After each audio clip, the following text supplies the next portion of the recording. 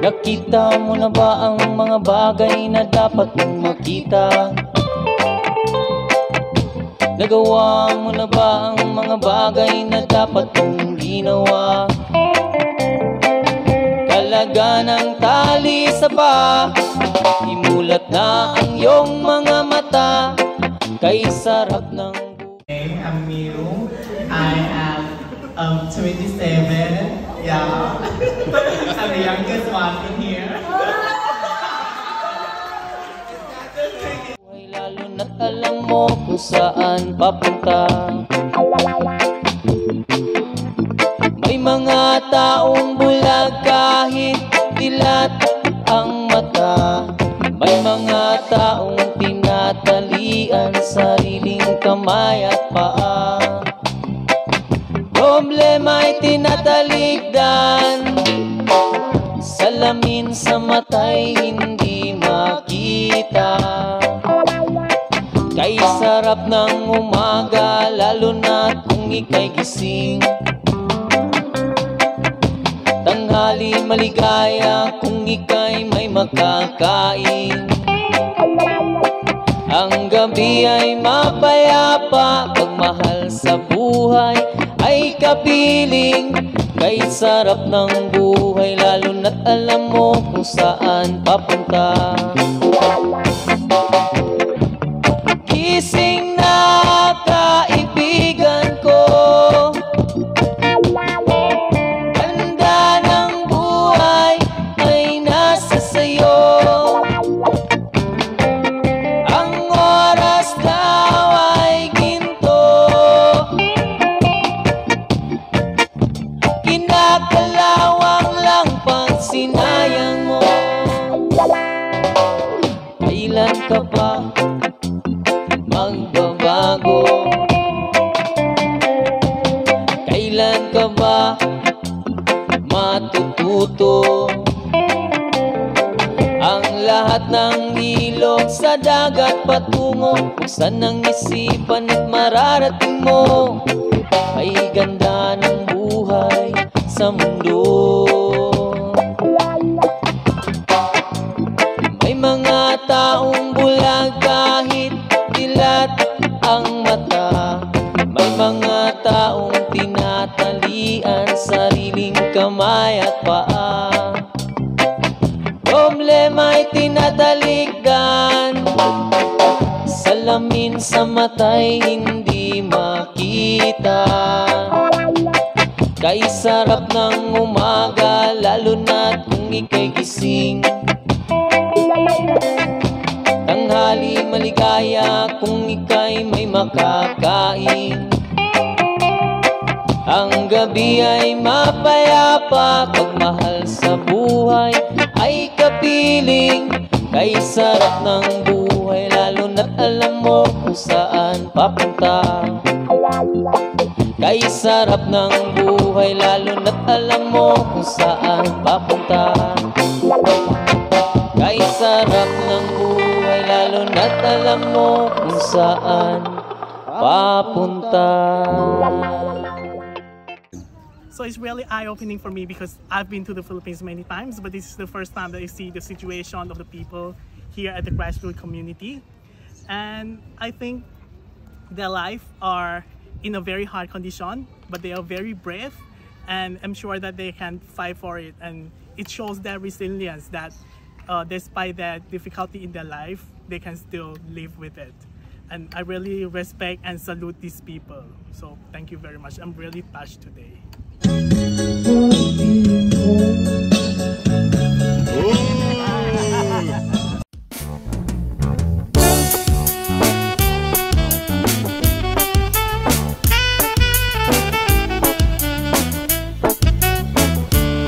Yes, ba?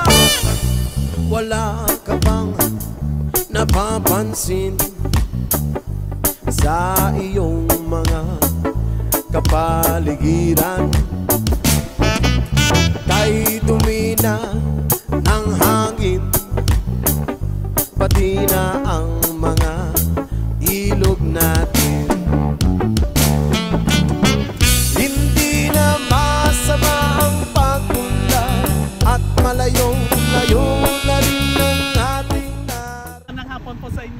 at nandito ngayon si Presidente ng Pangisda. Pangisda. Yeah.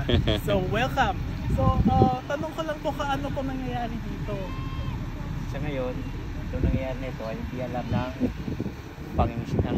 pangisda, TikTok, 1 at 2. Yung mga reclamation na yan, ang paggagawa ng breakwater, hindi alam ng mga isda yan.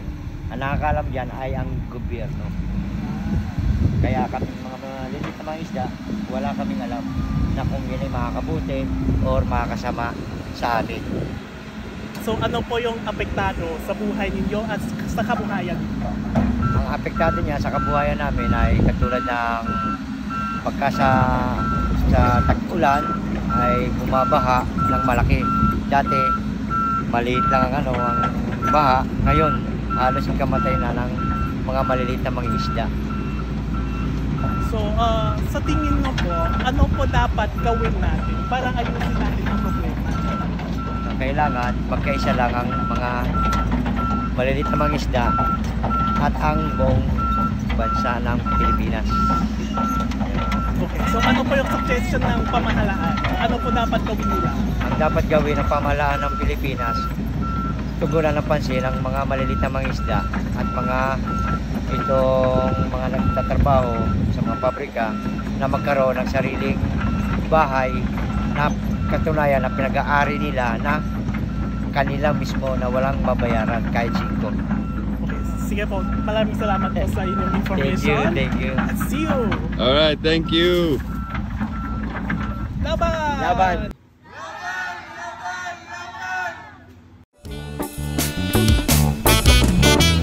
Ngunit masdan mo ang tubig sa dagat. Dati kulay asin, ngayon'y naging itim.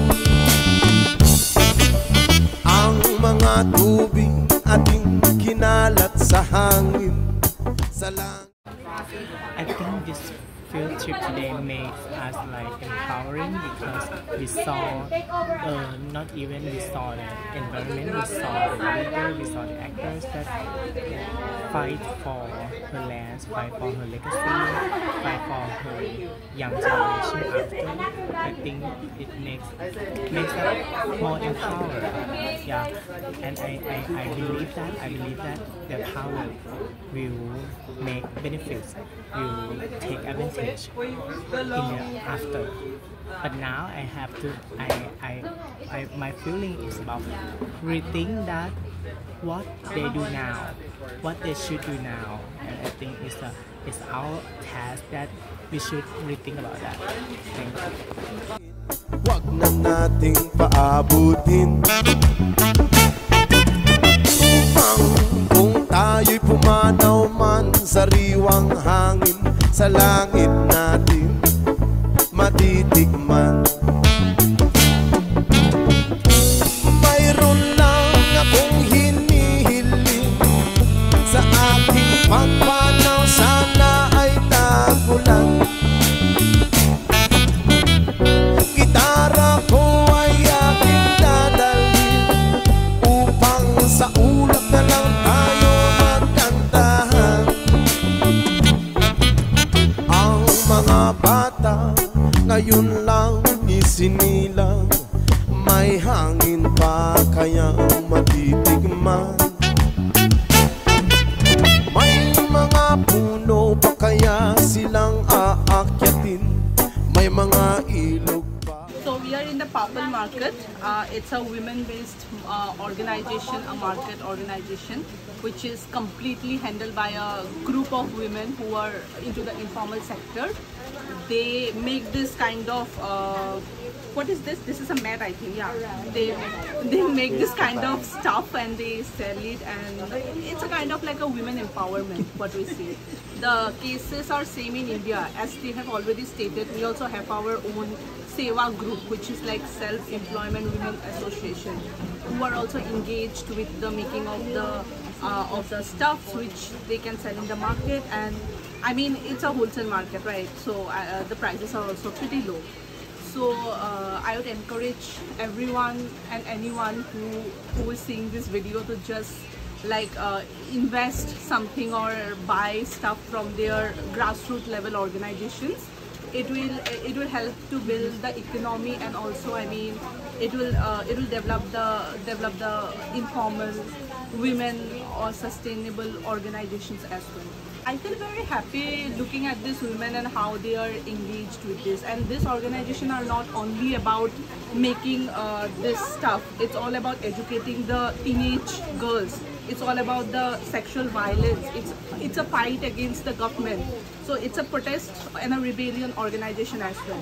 So I mean, definitely we should support them. Purple Market! Yeah!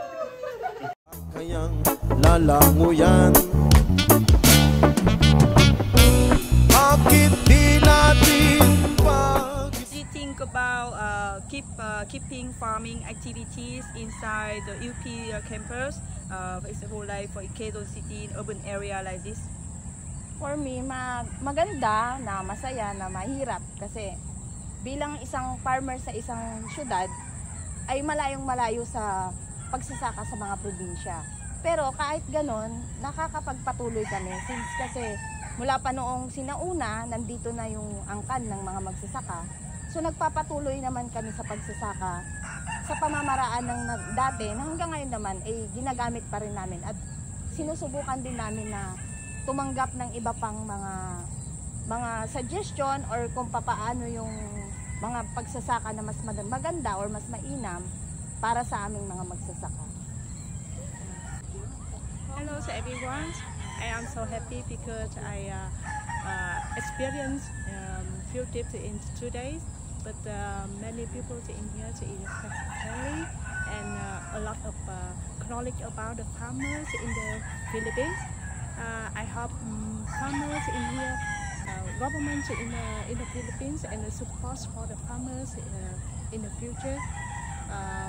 Farmers have a lot of support and convenience in the... Ang nangyayari sa ating kapaligiran, hindi na masama ang Transportation to victory! kung hindi nakakasira ng kalikasan. Darating ang panahon mga Marcos singilin, Sara panagutin, Magandang hapon po sa inyong lahat at ako naman po si Richard. Ngayon nasa Maynila po tayo sa harap ng jeepney na icon ng Pilipinas at kasama po sa amin si Kuya Alan ng Jeepney Drivers. Ano po yung organization nyo? Yung? Organization. Yung ano namin ngayon, ang problema namin ngayon sa modernization program ng gobyerno is yung consolidate. Gusto kasi nilang pag-isain sa isang kooperatiba yung mga jeepney. Okay lang sana yun kung individual. Ang problema kasi nakapangalan sa kooperatiba yung mga prangkisa namin doon magpupunti. Kaya kawalan ng kabuhayan talaga. Yan ang hinaharap namin problema ngayon, yung kawalan ng kabuhayan. Okay. So, ano po yung roles ng mga pamahalaan sa issue na ito? Sa issue ng gobyerno, wala kaming problema sa modernization.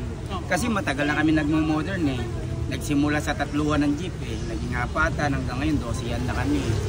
Wala pong programa yung gobyerno ng modernization. Binabago na namin ang aming sasakyan. Kaya ayaw namin ng programa nila na modernization program para sa consolidation. Yun ang ayaw namin. Consolidation. Ipapa-introduce na lang po yung Piston. Ano po yung organization na to? Ang Piston is pagkakaisa ng mga chopper drivers nationwide. Drivers operation nationwide. Ang Piston ang tagapagtanggol ng mga jeepney operator, mga chopper, mga mananakay. Kasi ang pinaka problema kasi diyan kung wala yung Piston, matagal na kami sanang wala Pero dahil sa Piston hanggang ngayon tumitindig pa rin kami. Hanggang ngayon di pa na rin kami nabibisaw. Kasi sa larangan ng pagigibaka, nasa katwiran kami. At ang programa ng gobyerno ang mali. Mali talaga yung programa kasi inaalis kami ng kabuhayan. Kaya salamat sa Piston at nandyan sila. Dahil kung wala yung Piston, malamang 2016 pa wala na kami dito sa kalsada. So, dahil sa piston, narito pa rin tayo ngayon. Oo, dahil sa piston, ito tuloy pa rin ang buhay. Okay. Sige po, maraming salamat po Kuya Alan. Okay, at sana matutupad po yung jeepney sa kalsada ng Maynila. Maraming salamat po sa inyo. Okay, thank you.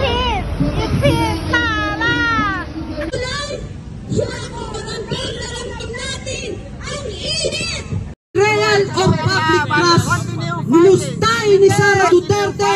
Napatikulong si Duterte at panagutin niya ang lahat ng mga kaso na pagpatay sa big drug war at I think today was like it's my first time to be on to know about the jeepney, about the movement right now. I think it's my new thing to learn. Yeah, I think it's okay. It's okay that the jeepney has important things to the grassroots in Philippines, Manila. Yeah. What about this protest? What do you think? The movement. Yeah. Is it your first time? Yes, my first time to be here, but in Thailand I came a lot of the movement and I think that it's okay. It's like. Are you excited? Yeah, so much, but yeah, it's my first time. I have to be observing here. Yeah, it's good. It's good. Okay, thank you so much. Bye. Bye. Have a nice day. Bye.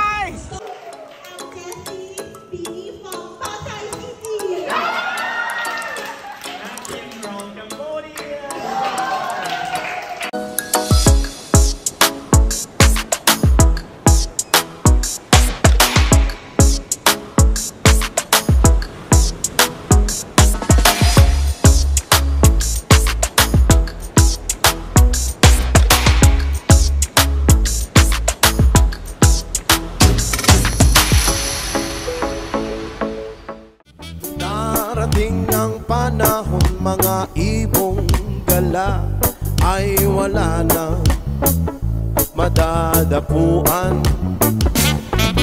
Umasdan mo ang mga punong dati ay kay tatag, ngayon ay namamatay.